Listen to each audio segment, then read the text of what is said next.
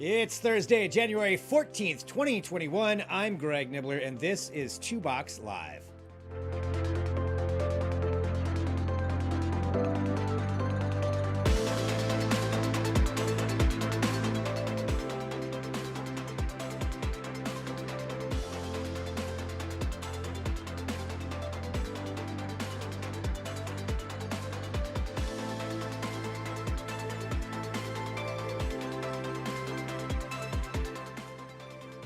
All right. Hello, everyone. Yes, like I said, I'm Greg Nibbler. Thanks for joining us wherever you are. We appreciate it.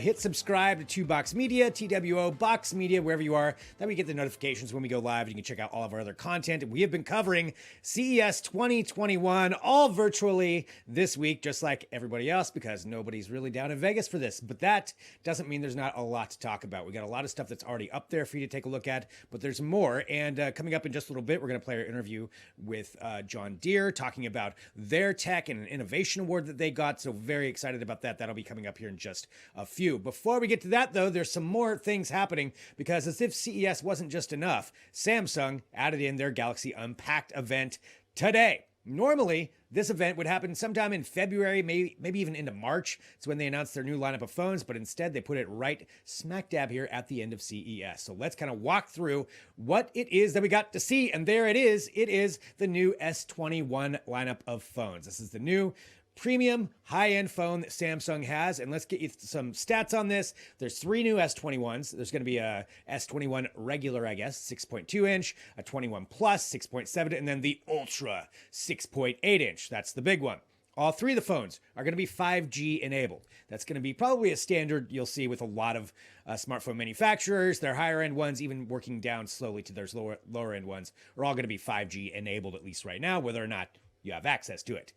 Price-wise, this is kind of interesting. They are going a little bit cheaper, depending on how you look at it. The S21 itself, the standard one, is going to be $800 at launch. That's about $200 cheaper than what normally it would be for a premium phone. So it goes $800, $1,000, $1,200 respectively. There's different iterations you can get in there to bring that price up, but the standard one's $800 for the S21. And a lot of that has to do with just the fact that they have components now. And they realize that we're in a pandemic, so a lot of people don't have necessarily the funds they would normally have. But $800, they've got the 5G components. Those prices are coming down. So with the camera components, so there's a lot out there that does help with that in order to drop that price a little bit. But again, $800 for the standard S21, starting off there. A couple of other things. They're all going to come standard with 128 gigs of memory, which you pretty much need now. I mean, that's good to have that, but you pretty much need that when you think about how you're shooting in 4K, sometimes 8K. We'll get into the cameras here in a minute, but 128 gigs is where you go with the base. What you don't have with these phones, there is no more micro SD slot. And I know for iPhone users, that's something you haven't had for a while. For some Android users, you've still been able to do that where you can boost your memory. Not anymore. That's gone. So forget about that. Whatever you buy, that's what your base memory is going to be.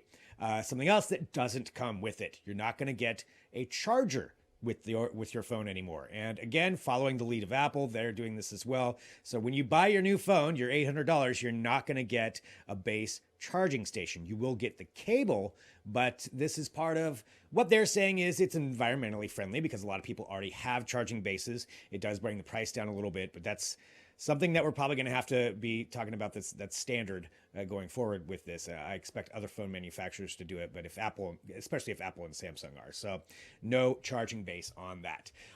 The displays, dynamic AMOLED displays, those are going to look really nice. And that's something that we do expect.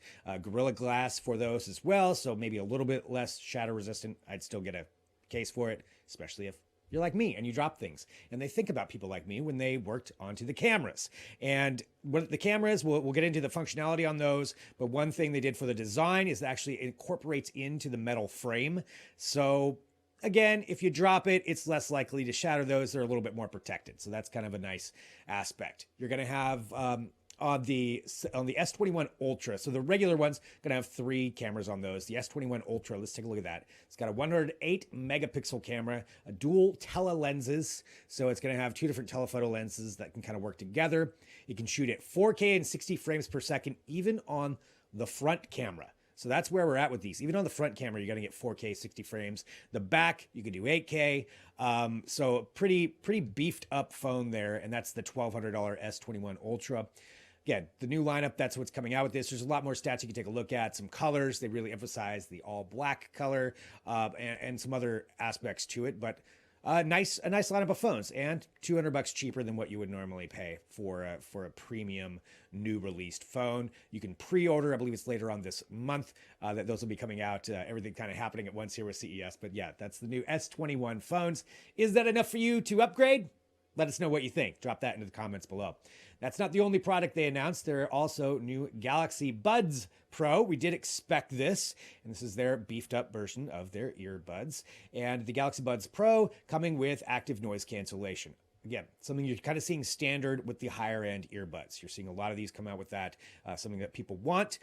These Galaxy Buds Pro are going to utilize 2 different microphones. And if you're not familiar with that, it uses kind of onboard processing to analyze what the noise is that's the environment that you're in, and then it'll filter that out depending on how you want it, depending on where you're at. Another couple cool capabilities with the Galaxy Buds Pro. With those onboard mics, you can pair that up with your phone.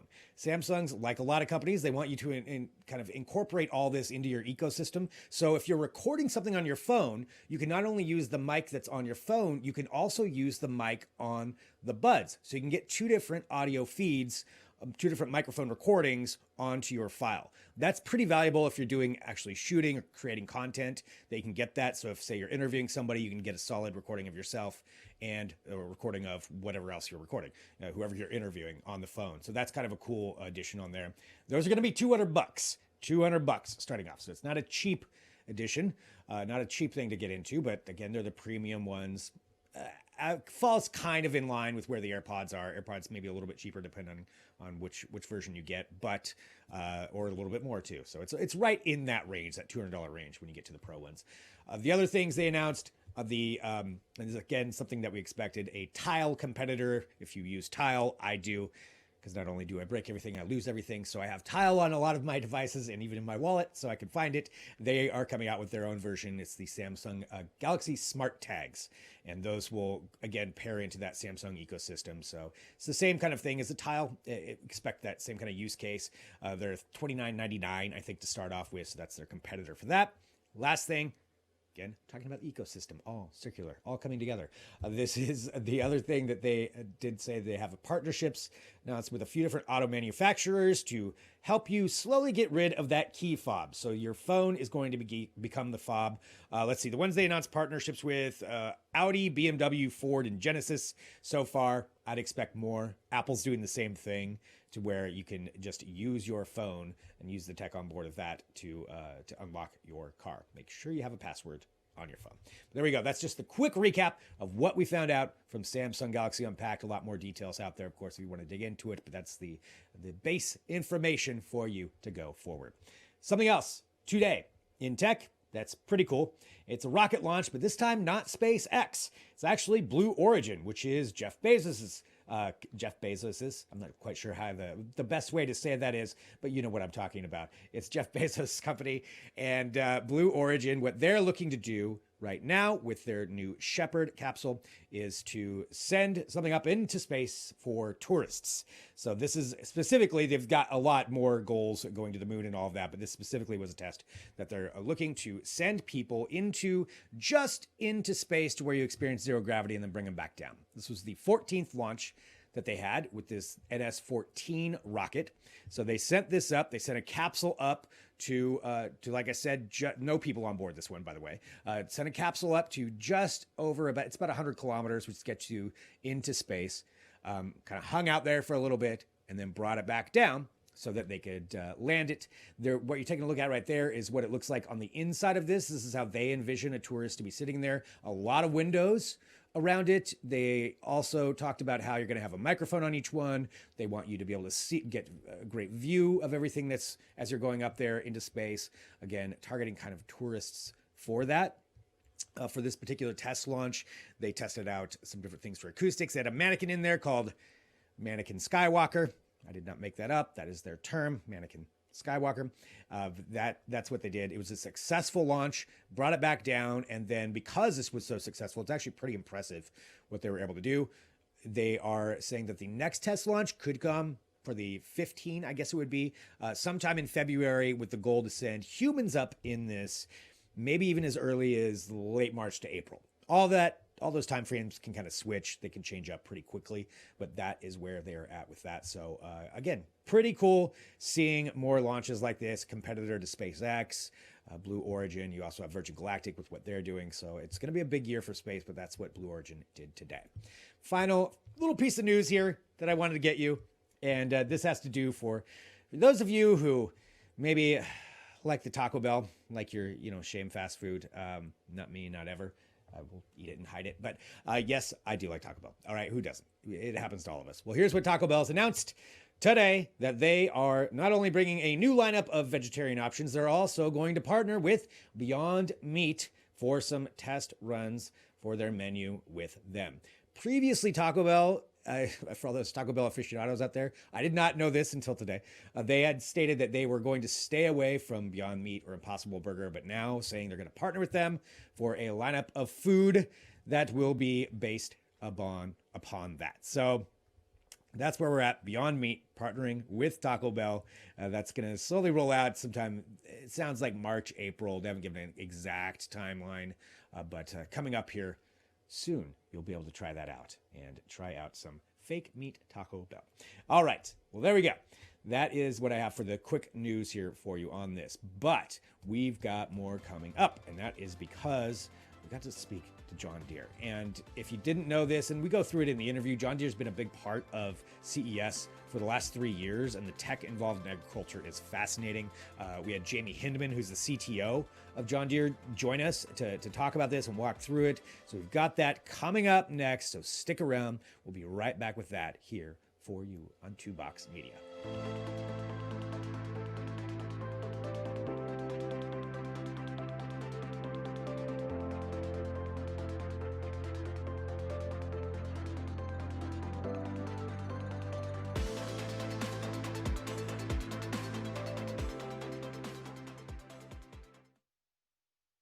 Hello, everyone. I'm Greg Nibbler, and welcome back to 2Box Live, part of 2Box Media, TWO Box Media. Hit subscribe, follow, share the show, all of that stuff. We're continuing our coverage with CES 2021, and we're going to talk about some innovative technology right now because John Deere has been there for the last 3 years and winning another innovation award this year. To talk about that, we are joined by the CTO of John Deere. We've got Jahmy Hindman. Jahmy, hello. Thank you so much for being here with us.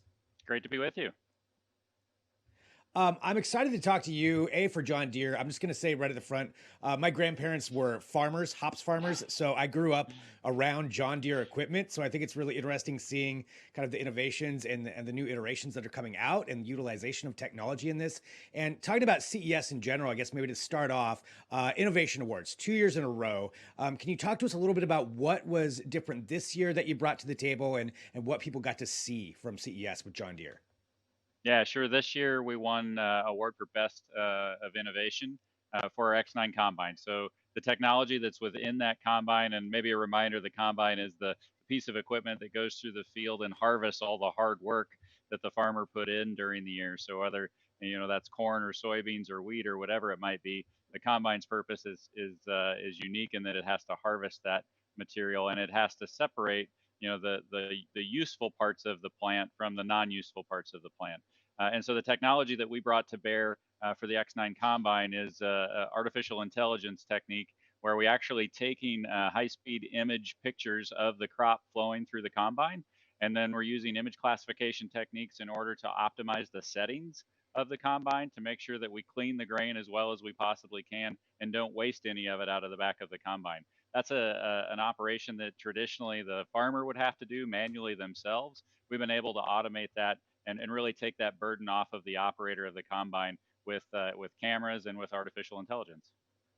Well, and that seems like it's an incredibly challenging thing to do when you think about how much processing that takes to have artificial intelligence going through this in real time out in, I'm sure, a myriad of different conditions that are happening in order to make this all work right. So to talk just a little bit about the technology, how does that work? How are you processing all that? I would assume it's got to be on board, because cloud computing, I would think, would be a little bit hard to do to process some of that info. But can you give us just kind of a general overview of how you're able to do that? Yeah, for that particular technology, we use onboard vision processing capability. We use FPGA devices that are processing those images for us at a high rate of speed. And then we analyze those images also on board and make the real-time control decisions actually on the vehicle. But I think interestingly, I don't think we're that far away from being able to do those sorts of things through an edge computing type of approach. And I think that's really interesting and opens up a lot of possibilities, not just for John Deere and agriculture, but for industry at large. Yeah, I mean, really, to be able to do that, I would think that would, like you said, open up a lot of possibilities on there. Something else I wanted to talk to you about, being the first CTO of John Deere, and also, correct me if I'm wrong, but I read this that one of the focuses of your doctorate was on essentially artificial neural networks and heavy equipment. Can you talk to us a little bit about how you made some of those connections, and what some of the ideas are that you have for bringing this to John Deere and heavy equipment manufacturing? Yeah, sure. I worked in the technical area of artificial neural networks almost a decade ago. And at that point in time, it was sort of a frustrating field to be in because we didn't really have compute capability. We didn't really have, the connectivity infrastructure necessary to handle extremely large data sets that really make the technology come to life and make it incredibly valuable. And so we're living in a really a magical time right now. In that those other elements of technology have been matured to the point where we can start to build in intelligence into equipment like the tractor and the planter that are behind me and bring machines to life, right? They're really having the opportunity for the first time to start thinking as opposed to just executing something. And that has a really long runway ahead of it in agriculture. It gives the opportunity for us to make real-time decisions that previously couldn't have been made because we didn't have access to that data and we didn't have the connectivity and importantly the compute capability on the machines in order to do that work. Well, and looking at this from a big picture as well, just in general, probably a lot of people are, yeah, when John Deere first came to CES, it's like, well, John Deere, this is agriculture. What is, how does this tie in? And obviously it does, but for people in general, can you speak to that a little bit about how technology and how these advancements are really important, just as a society and for farmers and for agriculture? Yeah, it's a great question. Everybody has to eat, right? And the world's population is continuing to grow, but the arable land that we have to work with, the land that we can plant crops on, is fixed resource. And so technology for us is really a solution to that problem. It's a solution to creating enough food for the world's population, doing that in a sustainable way. And to do that, we have to fundamentally do more with less. And precision ag is all about how do you reduce the inputs on the input side of the growing process and maintain or maximize the output side in order to continue to feed a growing world population. Well, going back to what I mentioned at the beginning, just, a generation ago, growing up with my grandparents being farmers and talking about farmers right now, what's the interaction been like as far as bringing them along with this newer technology? Are they open to it? Are they open to adapting to this? And how's that, I guess, process been? Yeah, it's a great question. We work in a fantastic industry in agriculture. Farmers are innovators across the globe. They readily adapt to and attract to themselves technology that makes their businesses better, makes their farming operations better. So, to the extent that we put technology out there that helps them solve the problems that they face in an increasingly complex, multivariable optimization problem that is the growing season for them, they're attracted to it. And so we've seen tremendous success in the marketplace with farmers, taking on the technology, learning the technology, utilizing it to its fullest potential. And then, importantly for us, the last mile connected to the customer for us is actually our dealership networks, right? The John Deere dealers that you're accustomed to seeing around the country. And they've really responded with training their staff in order to support customers and really translate the technology to each individual farming operation because they are all different and their application of technology is different. And I think that's a great point. Yeah, because there's so many different variables and factors that go into that, and just not only crops and how they farm, but also just environmental factors and the terrain. One thing I did want to ask, like looking, say, 5, 10 years out, you mentioned edge computing and maybe it's cloud computing or getting more connectivity. When we reach that point, whatever that is, whether it's 5Gs everywhere or we all have satellite internet, do you think we could get to a point where we'd have full autonomous farming of fields, or is that something that's even possible? It's absolutely possible. In fact, the tractor that's behind me is in effect a self-driving device today, right? The operator of that tractor can actually go out and plant a complete field, 40, 60, 80 acres, and never have to touch the steering wheel, never have to interact with the controls on the tractor. The tractor is GPS guided within the field. It knows where it's supposed to be and goes to that location with a high degree of accuracy, roughly 1-inch positional accuracy. We're controlling and automating the functions on the planter as well. So it's not just a driving problem for us, but it's also a job problem. We have to plant while we drive.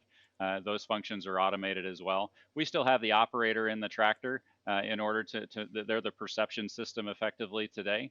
But you can imagine a future not too far away from us where that perception system is done with things like stereo cameras and other input devices, and we're perceiving the environment around us. And that gives us the opportunity to start talking about taking the operator out of the tractor cab.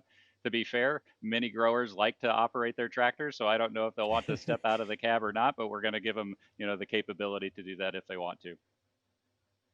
At least the options there if they want to take a day That's off. right. If it's, but well, it's really fascinating what you're doing, and I want to say thank you very much for joining us too to talk about this and just seeing how truly real time innovation that's happening in a field that's important to all of us, whether people pay attention to it or not. They should, because it's agriculture. It affects everybody, and I think it's really really cool seeing what you're doing with it for everybody out there too who's watching this, and I want to kind of direct them to where they can learn more and see more about what you're doing and get kind of more of a view of what goes on out there for all these farmers. Where should we direct them? Yeah, great question. So the microsite for CES is up and running, www.johndeere.com/CES 2021. All right, Jahmy, thank you very much for joining us. Appreciate it a lot. And congratulations on the award again this year. And hopefully next year we'll see you in person at CES 2022. I hope so too. All right. Thank you so much. So there we go, everybody. Again, learning about John Deere and what they're doing at CES. And seriously, it's really fascinating stuff. I highly encourage you to go there to that site and take a look at some of the stuff they have up. It's some great imagery, some great video, and it really gives you a better idea of what's going on, and just cool to see the innovation that's happening with technology in agriculture. And thanks for watching. Again, this is 2Box Media. I'm Greg Nibbler. We'll be back soon with something more.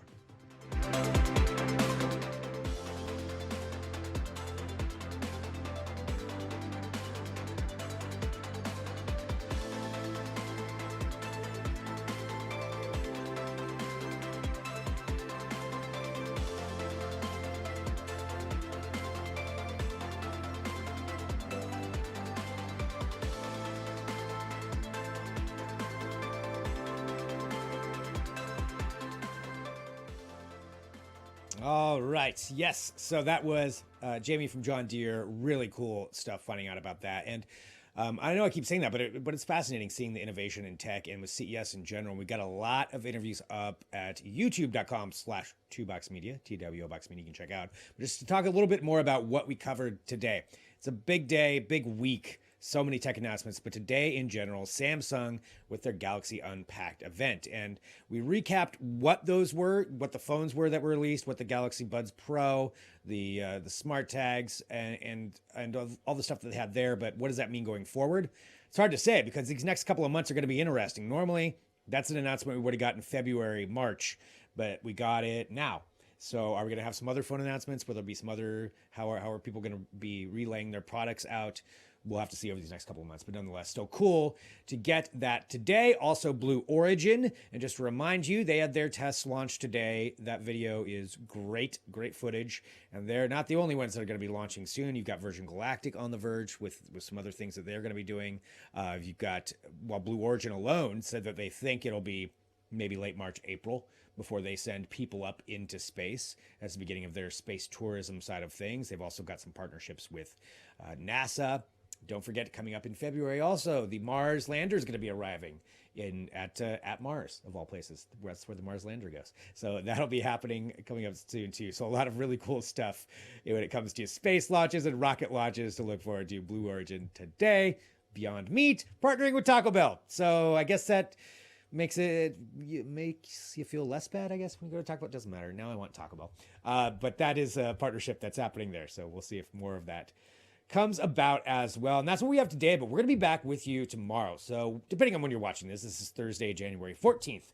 2021. We will be live at 10 a.m. Pacific on January 15th, 2021, getting back to our regular schedule there after all of the CES coverage. We've got more interviews coming. We've got one with Chuck from Canon talking about their virtual experience that they had for CES. That's going to be airing tomorrow, and it's pretty cool what they've done. And we've got everything else, like I said, just to go back to this on our YouTube channel.